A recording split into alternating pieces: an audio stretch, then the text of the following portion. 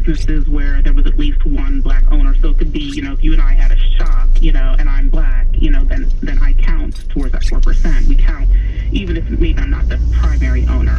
So it's a very small percentage, and that's something that there are proponents of legalizing marijuana want to see addressed if it becomes law. And so is there something that Senator Rice, he opposes it in the first place, but any other members of the legislature or advocates outside are saying could be done to kind of guarantee a share of the business, get spread around, and even help some of the people as a form of reparations, if that's a fair word, people who've been in prison because of the illegalization of marijuana over time? Yeah, and reparations is actually the exact word that was used by one of a coalition of black pastors that actually support legalization. And they have a whole list, along with the ACLU, with NAACP, and the Drug Policy Alliance, which is a group here in Trenton.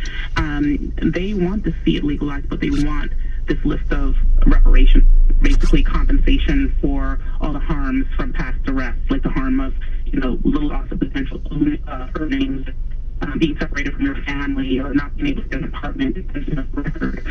Right, and you're breaking up a little on the cell phone. I don't know if you can reposition yourself to help with that, but while you're trying to do that, here's a clip to that point of Reverend Charles Boyer of Bethel AME Church in Woodbury at a marijuana legalization forum held recently at the Bethany Baptist Church in Newark.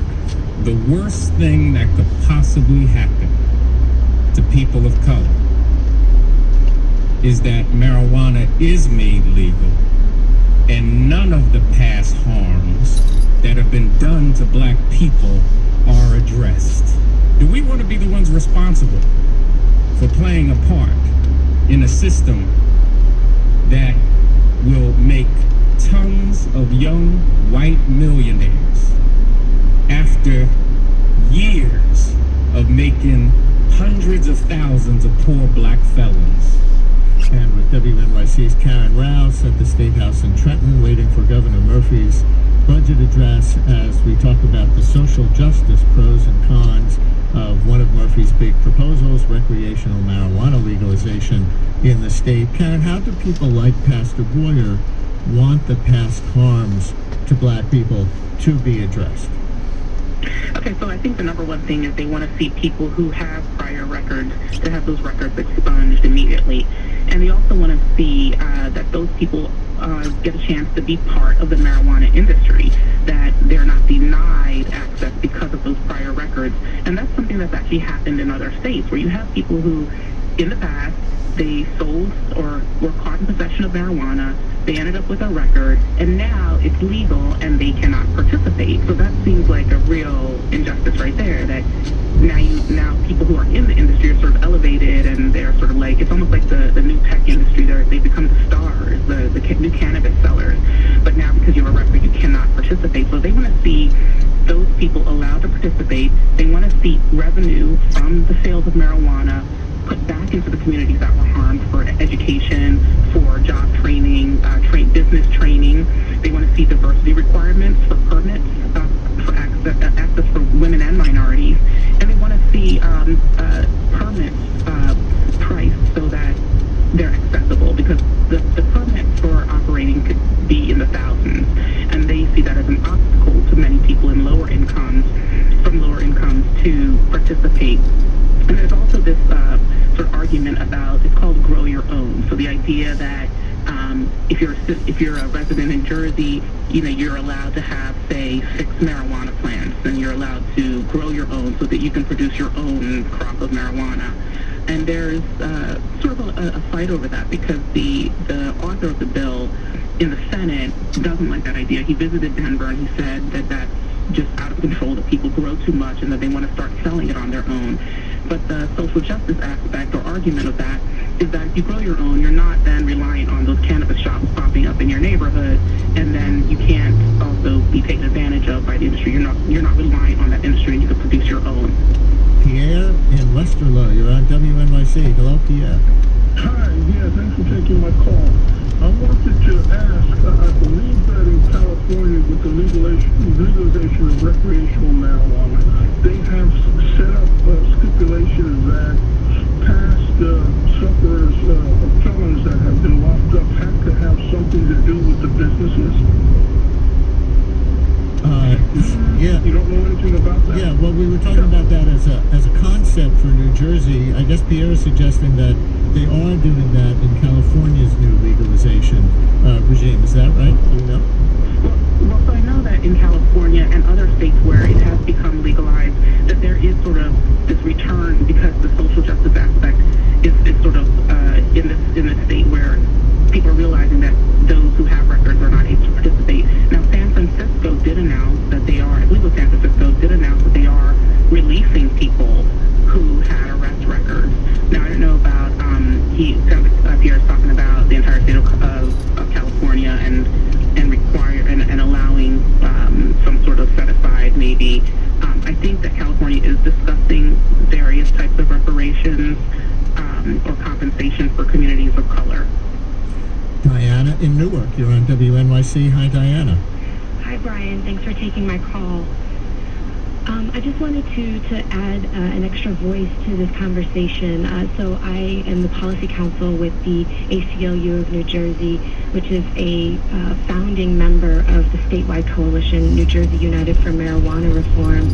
And in New Jersey, we have really been pushing for making sure that racial justice and social justice stays at the heart of our legalization conversations here in New Jersey, because as Karen Rouse described, other states that have legalized marijuana and then tried to add in racial justice later have found themselves scrambling.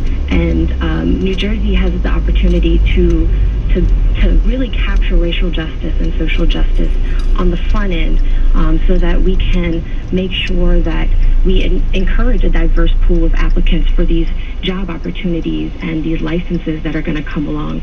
We need to make sure that we don't have just expungements for people's records, but automatic expungements, so that people don't have to go through the hoops and the hassles and pay the tremendous costs to asking for an expungement for behavior we're saying is now legal. So, Diana, let me ask you, and then Karen, let me ask you, how much receptiveness you're finding in the state legislature for legalization in general and for those social justice writers as you just laid them out, Diana? So we are finding that as people become educated on this issue, they start to get it. It starts to make sense. They understand that cannabis is not the gateway drug that we were led to believe for decades. They understand why this is a critical racial justice issue.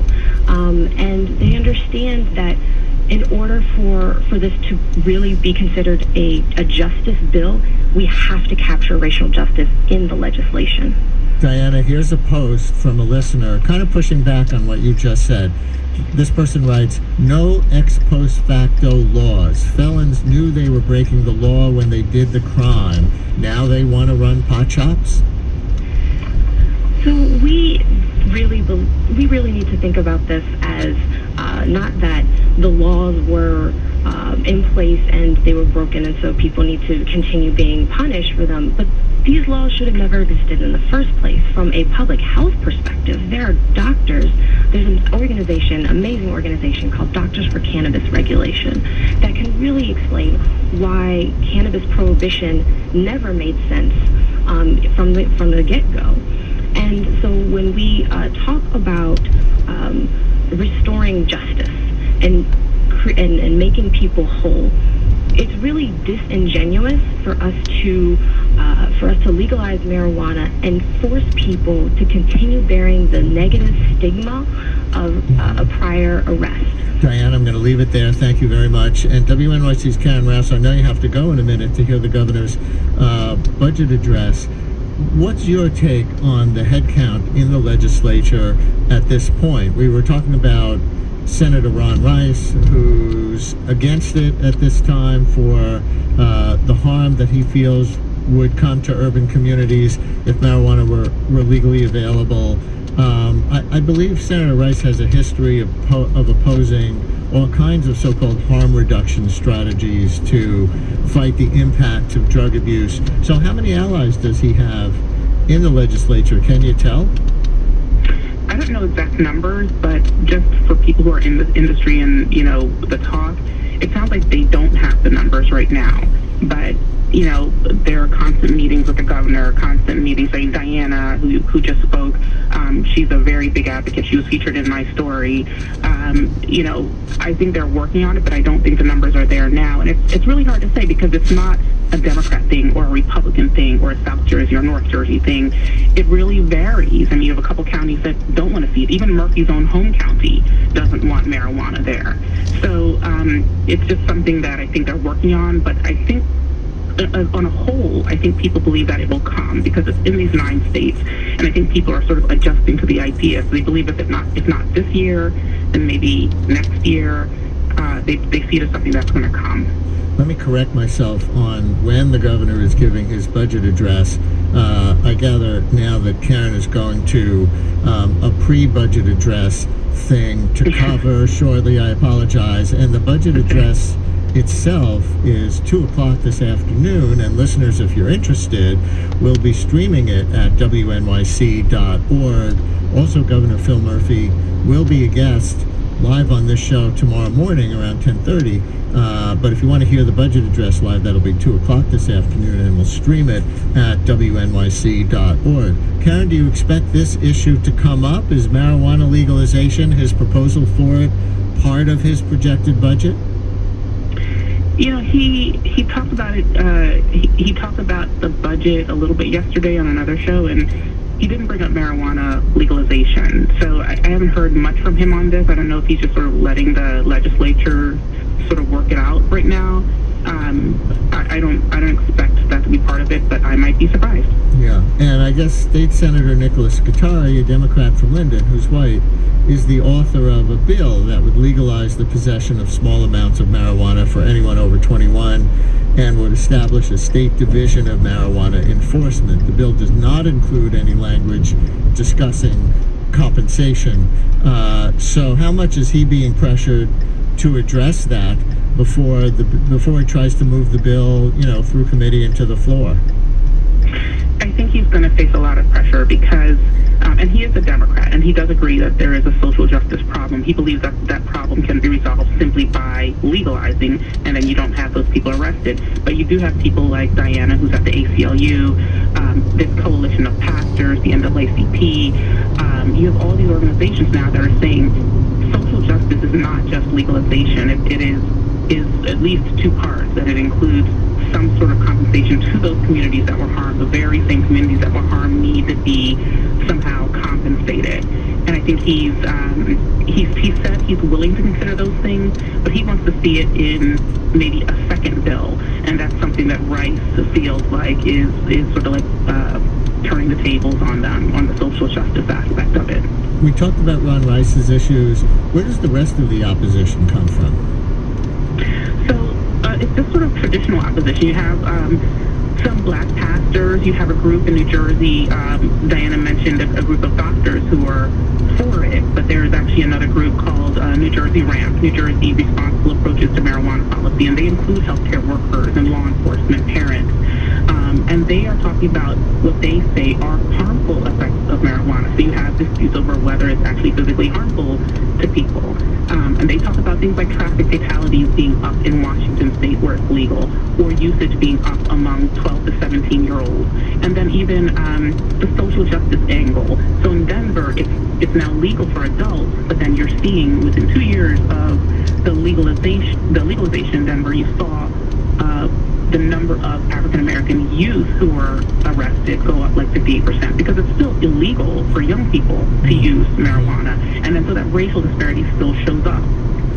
WNYC New Jersey reporter Karen Rouse.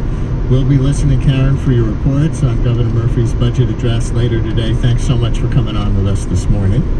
Thank you. And again, listeners, will be streaming Governor Murphy's budget address live on our website, wnyc.org, at 2 o'clock this afternoon, and then the governor will be on this show live tomorrow morning. This is WNYC FM HD and AM New York, WNJT FM 88.1 Trenton, WNJP 88.5 Sussex, WNJY 89.3 Netcon, and WNJO 90.3 Toms River. We are New York and New Jersey Public Radio, where it's time for the latest news with Shamita Basu. Hi, Brian. President Donald Trump has ousted Rex Tillerson as Secretary of State, tweeting in a surprise morning announcement that Tillerson will be replaced by CIA Director Mike Pompeo. Trump is telling reporters that he made the decision, quote, by myself, and that Tillerson will be, quote, much happier now. Pompeo is to be replaced at the CIA by Gina Haspel. She would be the first woman in that role.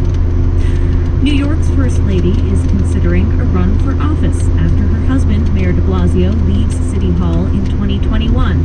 But no, she's not talking about running for mayor.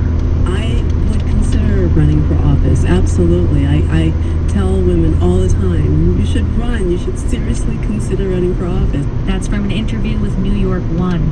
McRae has taken on a lot of responsibility in the de Blasio administration, raising her visibility as leader of a city mental health initiative and the Mayor's Fund, among other duties. Her work has drawn criticism from some who say her role at City Hall is too big for someone who is unelected. In response, McRae told New York One the mayor chose her as an advisor because she brings, quote, a different perspective to the table. The Metropolitan Opera has fired renowned conductor James Levine after an investigation found evidence of sexual misconduct. Levine was suspended in December as allegations emerged that he sexually abused several male musicians over many years. In a statement, the Met says its investigation found Levine engaged in sexually abusive and harassing conduct toward vulnerable artists in the early stages of their careers. Safety training for helicopter tours is under scrutiny after a fatal crash on Sunday. A helicopter plummeted into the East River, killing all 5 passengers. WNYC's transportation reporter Stephen Nesson spoke with a helicopter safety expert about the training that happens before takeoff. He said passengers and even some pilots don't often practice what to do in the case of a water crash. Unless they've received military training, most tour operators don't receive so-called dunk training or practicing how to get out of an aircraft that's underwater. The pilot in Sunday's crash survived. The National Transportation Safety Board says it will investigate the cause of the crash and the role of the safety equipment installed in the helicopter. And New York City is sending funds and mental health experts to Puerto Rico to help the island's residents cope with trauma following Hurricane Maria. A 10-person team of Department of Health experts will travel to the island for 2 weeks to train school staff on how to help students deal with emotional issues related to the storm. The city will also provide $100,000 for behavioral health services at community health centers on the island. And today is voting day in Pennsylvania's 18th congressional district for a special election. And it's been a rather dramatic neck-and-neck battle between Republican State Representative Rick Saccone and Democratic nominee Connor Lamb. WNYC editor Kai Wright went to Pennsylvania to talk to voters ahead of Election Day. Maybe you know Kai from WNYC's United States of Anxiety podcast. He's the host, and he joins us now. Hi, Kai. Hello. So the 18th district, that is close to but not including Pittsburgh, right? It is essentially in the shadow of Pittsburgh, and it's interesting in that because it very much reminds me of some of the reporting we did in Long Island for the United States of Anxiety, in that it is an area, Pittsburgh is an increasingly, it's a vibrant city. It's, you know, it's got this younger and younger culture, there's some tech jobs there, and it feels like a place that's growing, and it's surrounded by steel and coal country, where it is 95% white in this district. It's older, and they are literally in the shadow of this urban growth, and I think that dynamic is relevant. And the district as it's drawn now it has a pretty red voting track record, would you say, Kai? Starkly. Yeah. It has, even though there are more registered Democrats in the district than there are Republicans, it has been held for 15 years by a Republican. Donald Trump won the district by 19 points. And I think it's worth saying why there's a special election in the first place in this district. The 15-year Republican congressman was a big anti-abortion rights guy, and then he got someone pregnant and asked her to have not the baby.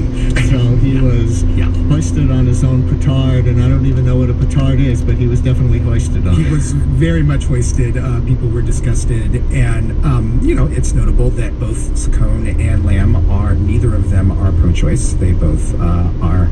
The politics of choice does not change in the course of this election. So you went to that Trump rally where there have been so many sort of astonishing quotes taken from in the media the last few days, rally for the Republican candidate. So let me play 3 quickies from this and get your take.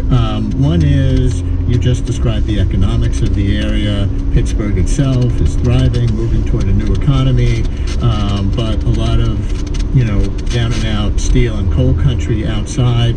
The president said this about his new steel tariffs. Many plants have just announced over the last few days that they're expanding, opening. Steel is back. Steel is back? Steel is not back. Steel is not back. Steel is not coming back. And Gina Haspel to become the first woman. Clips that keep getting played are some of the insults that he hurled in the speech, and I want to compare 2 and get you to compare 2 of them. One of them was against the host of Meet the Press. What's up with the timing of all of this? Why is this happening now? That's an excellent question, because we've all been hearing rumors about this swap for months now, since last year. And it seems that the timing may have even surprised one of the people involved, Secretary of State Rex Tillerson. There's conflicting reports of exactly how and when he found out. So the Washington Post, who I believe was the first one to report on this morning, I think so. They said that he was notified by a, quote, underling. Secretary Tillerson was. There's also been some reporting that he was notified by Chief of Staff, White House Chief of Staff John Kelly, on Friday while Secretary Tillerson was in Africa. What would be interesting about that scenario is that, of course, the next day, Secretary Tillerson canceled all of his appointments in Africa, and the State Department said it was because he was unwell, he was sick. But now we're hearing that he may have actually found out about the specific timing via tweet this morning. The State Department then put out a statement that actually reinforces that, saying that Secretary Tillerson did not speak to President Trump this morning, and he's unaware of the reason for this decision, and that he had every intention of staying on and continuing in the job. So we have a lot more questions still about exactly why this happened today than we have answers at this point. I don't know when we'll actually get any answers unless we hear from Secretary Tillerson himself. I should note that we are going to be discussing this for just the first segment of our program before we move forward. So if you have questions or thoughts about this news, now's the time to send them in. Email 1a@wamu.org, comment on our Facebook page, or tweet us at 1a. Courtney, the president spoke to a gaggle of reporters this morning before he boarded a flight to California, where he will be surveying samples for the border wall, which are down in San Diego. Did the president shed any light on what it was that he disliked about Rex Tillerson and liked about Mike Pompeo? He made it pretty clear that he did this because he and Pompeo just get along better and agree on issues more than he and Secretary Tillerson do. He said it outright. He even specifically mentioned that they disagreed on the Iran deal, Secretary Tillerson and President Trump, and he said that they have different mindsets and that they are not thinking the same. They don't think in the same way, whereas he and Mike Pompeo, it's been pretty clear. There's been a lot of reporting about how they have these nearly daily meetings, that they have these discussions that are scheduled for 30 or 40 minutes. They end up going on for an hour or more, that they agree on a lot of these issues. So President Trump, he really didn't hide the fact that he wants someone who agrees with him more on the issues in the job. We should also note that this is not a huge shock. Like the whole Mike Pompeo, Rex Tillerson thing has been a parlor game in D.C. for some time, and there had been talk for a while that the president had been interested in having someone more hawkish in the job. Rex Tillerson has been, and I don't know if this is your view of him, but to me, you could tell that he used to be the CEO of ExxonMobil. Mm-hmm. Like, he would walk into situations and try to speak in a way that would leave the door open for future involvement and not be too brash. And Mike Pompeo is a different kind of guy, maybe more in line with the president. That's right. Specifically on Iran, Mike Pompeo is definitely more in line with the president. He is very harsh. He has used very harsh rhetoric about Iran. He is actually stronger and harsher on Russia than Secretary Tillerson has been, which is sort of surprising. That seems like contrary to what we might have thought President Trump would put in the State Department. His also, it's interesting that his replacement, Mike Pompeo's replacement at CIA, Gina Haspel, she's actually been tougher. We think she's a career spook. She spent much of her 30 years undercover, so we actually don't know a ton about her. But one of the things that we do know about her is that she seems to be pretty strong, pretty tough on Russia as well. Just yesterday on this program, we played some of our conversation with former National Security Advisor Susan Rice, also the former U.S. Ambassador to the UN. She spoke directly about the state of the State Department during a conversation we had here at American University. Ambassador Rice told us that it was clear, no matter who was in charge of the department, that the Trump administration was, in her view, more interested in America's hard power than in our soft diplomatic power. Here's part of what Ambassador Rice said. Given that we are now over a year into the new administration, plenty of time to have qualified people nominated and confirmed, we don't. And so that suggests, as does the president's budget request in his first budget and now again in his next budget, that there is a devaluation of diplomacy and development as tools of international policymaking. Part of our conversation with Ambassador Susan Rice. You can hear the whole thing online at the1a.org. Courtney Kube, is that going to be the core of Rex Tillerson's legacy at the State Department? I think that he will be known for someone who came in and really upended the personnel system there. He, 100, I think it was, career diplomats left under his tenure there, and he came in with the mission of actually decreasing the size of the State Department. But so if you look at just one specific case, and that is South Korea. Here we had last week this announcement that there's a potential for President Trump to maybe talk to Kim Jong-un, the leader of North Korea, for the first time in this historic potential meeting or potential phone call, whatever it ends up really being. We don't have a ambassador to South Korea right now. Think about that. Think about the potential for this tremendous diplomatic breakthrough with no career person in that position right now to guide the president, to guide these potential negotiations. Although, maybe on the flip side, I think supporters of the president might argue that Mike Pompeo might be more in line with what the president wants, especially with some of the rhetoric that there's been between the president referring to him as Little Rocket Man, with Mike Pompeo being more hawkish, with concerns over North Korea finally being able to weaponize a nuclear weapon, put it on a warhead, aim it with precision. Maybe Rex Tillerson wasn't the guy that Donald Trump needed on his hip to be able to reflect that policy strongly to Kim Jong-un. And North Korea is like also the personification of how Secretary Tillerson and President Trump did not see eye to eye. Rex Tillerson was in China a couple of months ago, and he was talking about the potential for some sort of diplomatic overture with North Korea, and President Trump tweeted and mocked him in a tweet. And then last week, Secretary Tillerson is traveling in Africa when these announcements are made about possible talks with Kim Jong-un, and Rex Tillerson seemed unaware of the fact that it was even happening. Let alone, I mean, he was completely out of place, out of pocket for this enormous diplomatic announcement. A number of you have comments related to Russia and its involvement in all this, potential involvement. Jim emailed, friends in England think the firing of Tillerson is related to his recent expression of support for the UK and against Russia in retaliation to the poisoning of the Russian spy in Salisbury.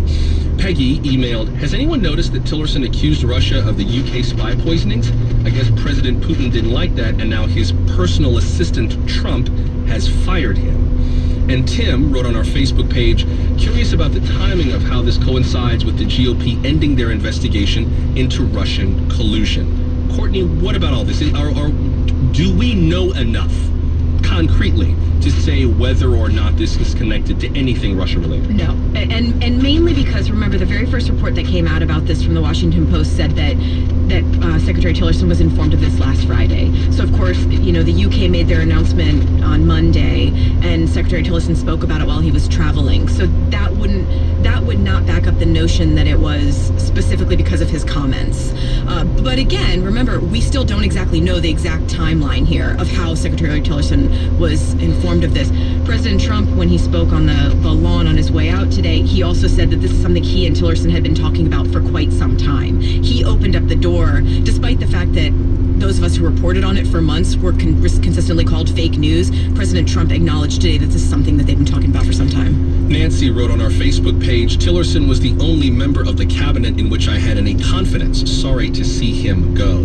There was something, Courtney, that the president said when he was speaking to the press this morning that kind of caught my ear when they were talking about, how much he liked Mike Pompeo. The president kind of sideways intimated that he liked Rex Tillerson personally, but that Rex Tillerson would probably be happier now that he has moved on.